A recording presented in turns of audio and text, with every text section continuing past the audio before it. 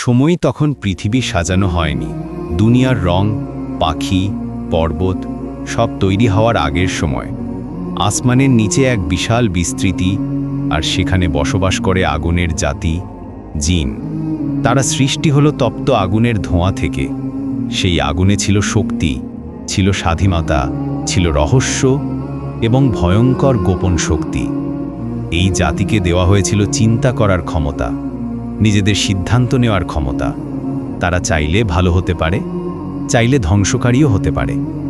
জিনদের মাঝে ছিল বজ্রের মতো দ্রুত যাত্রী, যারা মুহূর্তে পৃথিবীর প্রান্ত ঘুরে আসতে পারে।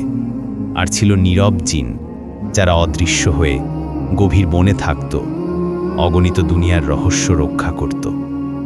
তাদের কেউ বাস করত সমুদ্রের নিচে, কেউ আগ্নেয়গিরির গুহায়, কেউ নির্মম মরুভূমির বাতাসে ভেসে যেত। কিছু জিন আলো ভালোবাসত। তারা চাইত শান্তি, আনুগত্য এবং শৃঙ্খলা। আর কিছু জিন অন্ধকার ভালোবাসত, ঈর্ষা আর অহংকারে ভরা। তারা বিশৃঙ্খলা ছড়াতে চাইত। জিনদের সংঘাত ছিল আগুনের মতোই তীব্র। কেউ রক্ষা করত সৃষ্টিকে, কেউ ধ্বংস করতে চাইত। এদের শক্তি ছিল ভয়ঙ্কর।